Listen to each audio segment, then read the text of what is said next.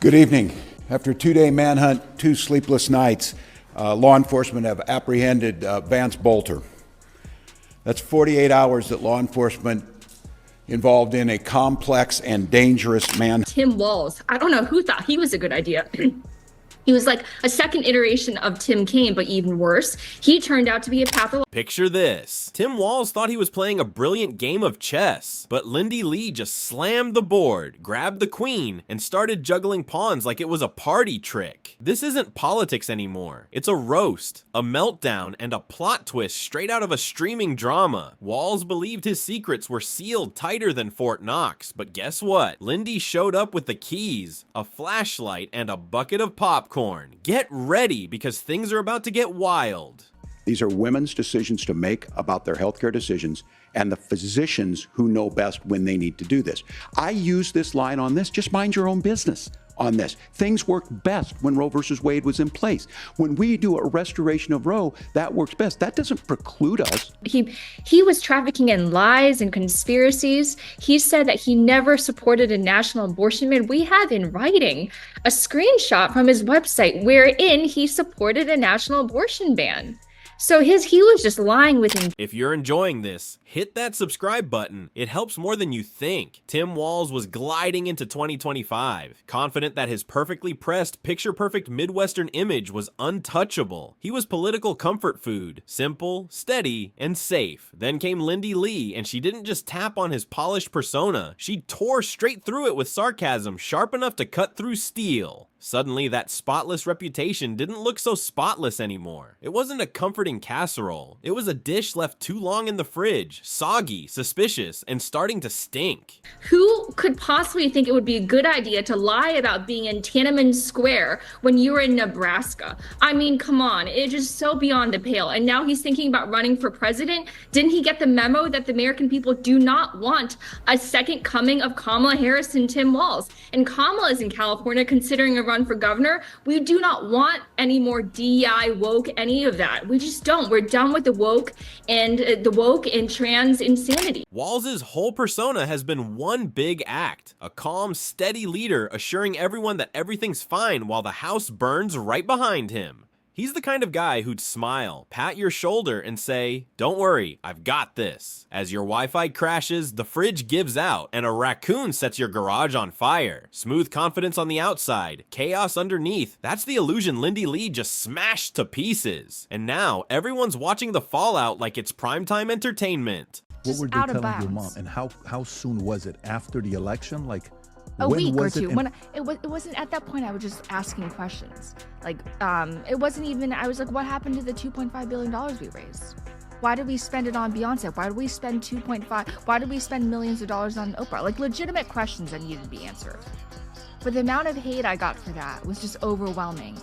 And the final straw, the moment that I knew that I needed to leave, was actually around Christmas. To really appreciate the roast, you've got to understand the costume. Walz built his image like a political IKEA shelf, simple, practical, and just sturdy enough to hold a few family photos. But look too closely and the whole thing starts to wobble. He's the teacher turned politician, the friendly neighbor you'd trust to water your plants, the dad joke guy who also happens to command the National Guard. On paper, it all sounds perfect, but in reality, it's the kind of setup that collapses the moment you notice the screws don't match and the wood's just cheap particle board. And this time, the one who noticed? Lindi. And then the biggest tell of the evening was when he told the moderators, well, I thought the rules stipulated, or something to the effect of the rules were saying that you weren't going to fact check. And you talked about own goals. That was an own goal. That said everything. But so Lindi, he was counting on the fact that no one was going to push back. Are you frustrated then that Walz didn't make the argument that you're making to me right now?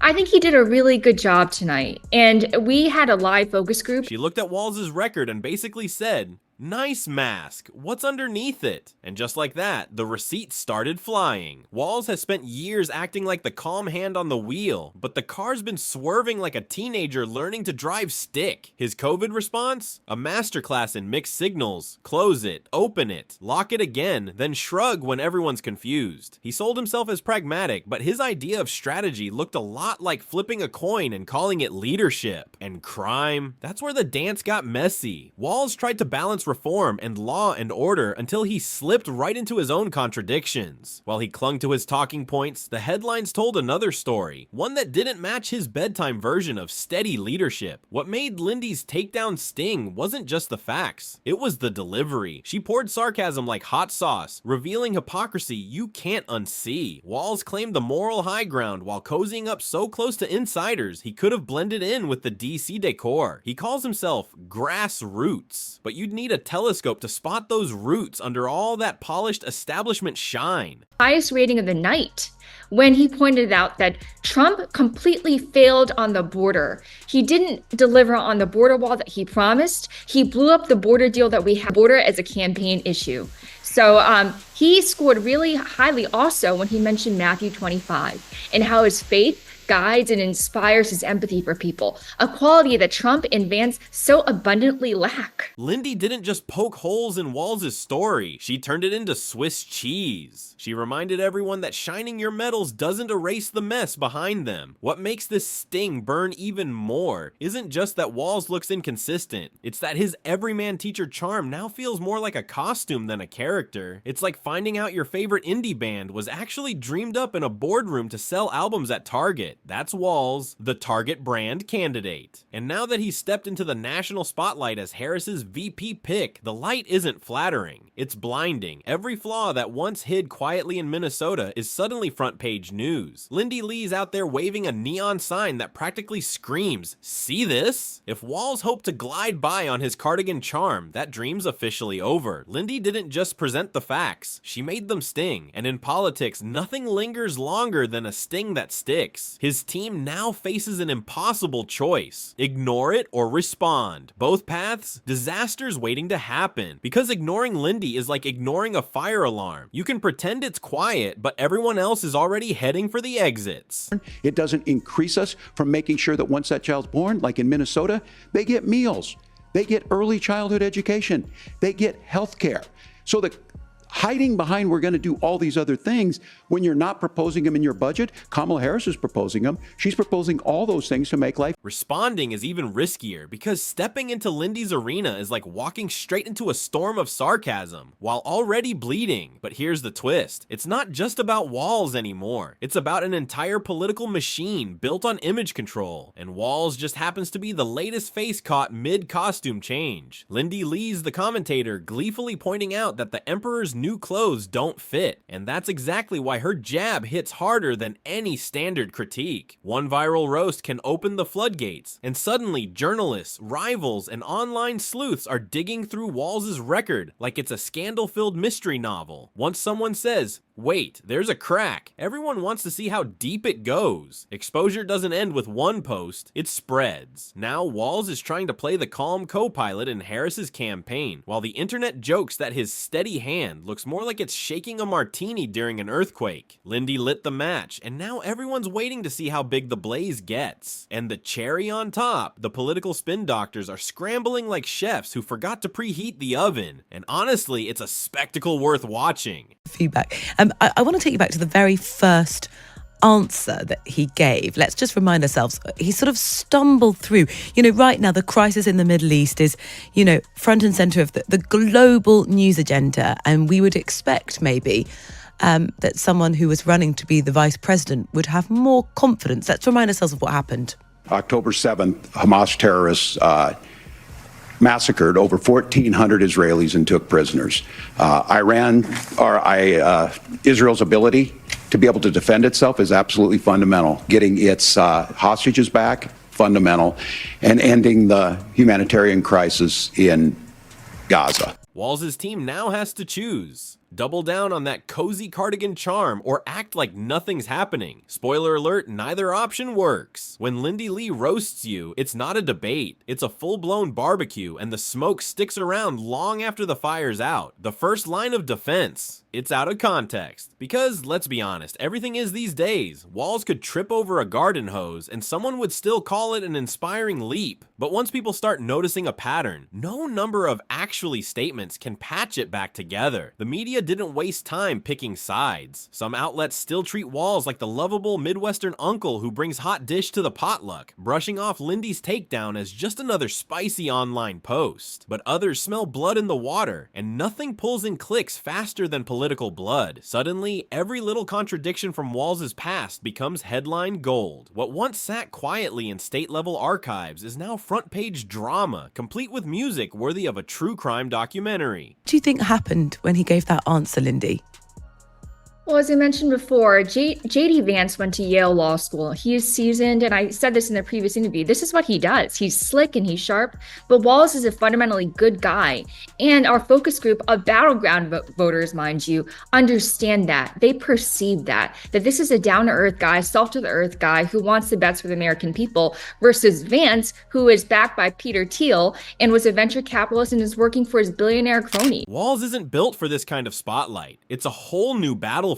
He's been coasting in the state-level sandbox where a little chaos gets forgiven if you smile and wave. But on the national stage, it's ruthless. Every shoelace, every word, every photo, fact-checked, analyzed, and replayed in slow motion. You can't skate by on a calm voice and a fishing joke anymore. Now, with Lindi aiming the spotlight, that lens is crystal clear. To the everyday viewer, the irony practically writes itself. Walz, the so-called man of the people, suddenly looks more like the man of the script. His persona feels rehearsed, fine-tuned for applause, and painfully polished. And the timing? Absolutely brutal. If this had hit years ago, he could have smoothed it over with a few photo ops and an op-ed about unity. But in this election cycle, fiery, unforgiving, and hungry for authenticity, every move is dissected like a frog in biology class. Voters don't want leaders who promise to grow into the job. They want someone who already fits the role. I mean, I'm not on anyone's payroll. I'm not beholden to anyone. That's why I'm here telling the truth. I'm not here to gaslight anybody. This is just the truth. And what is the truth? The truth is this is just an epic disaster. This is a $1 billion disaster. Actually, it was $1.018 billion, I think, right? There were $20 million or $18 million in debt. Right. It's incredible. Lindi Lee just proved how fragile Walz's consistency really is. It's about as sturdy as a paper straw in a hurricane. Overnight, social media turned her takedown into a full-blown meme factory, complete with clips titled Walz Speed Run of Hypocrisy. When your brand screams Midwestern nice, but your record shows Midwestern chaos, the internet doesn't just expose it, it magnifies it. Walz is learning the hard way that once the online crowd turns you into the punchline, taking back control of the joke is nearly impossible. But behind the laughs, the impact runs deeper, because politics thrives on trust, whether it's genuine or just good marketing. Walz's entire appeal depends on that steady, trustworthy neighbor image, and Lindi ripped that illusion to shreds. She showed that his so-called authenticity was more costume than character. Once voters spot the zipper on the mascot suit, it's game over trying to convince them it's a real bear. And what makes this sting worse? The timing and the messenger. Lindi doesn't just critique, she performs. And that blend of truth and entertainment, that's what makes it deadly. Millions of that. I have friends that I have to be accountable to and to explain what happened because I told them it was a margin of error race. I was promised, Jen O'Malley Dillon promised all of us that Harris would win. She even put videos out saying that Harris would win. I believed her. My donors believed her. And so they wrote massive checks. I feel like a lot of us were misled. And even on the night of election night, I looked somebody in the eye and I said, are we going to do this? Are we going to pull it off? She told me yes. And I asked somebody else, how are you feeling? He's like, we're going to win Iowa. And I was like, that's what makes Lindi's approach so dangerous. Because in today's media world, no one shares dull critiques anymore. People share the roasts, the sarcasm, the clips that make them laugh, and nod in agreement. That's how narratives catch fire, through entertainment disguised as accountability. Meanwhile, Walz's opponents are quietly popping champagne. In politics, the hardest hits don't come from your rivals. They come from outsiders who aren't even playing the game. Those hits feel real, and they stick. Now, the Harris campaign is sweating bullets. A VP pick is supposed to bring calm, not chaos. Walz was meant to be the steady co-pilot, the safe choice who wouldn't rattle the moderates or steal the spotlight. But instead of steady, he looks shaky. Instead of reassuring, ensuring he looks rehearsed. And that's political poison in a race where every attack ad is being sharpened like a medieval sword. What's wild is how fast the story flipped. Before Lindy's expose, Walz was barely on the national radar, just a background extra you might Google once, then forget 5 minutes later. What's your take? My take is the most neglected part of home ownership is the gutters. It's personal for me. This is Democratic vice presidential candidate Tim Walz making an appearance on the popular TikTok show Subway Takes.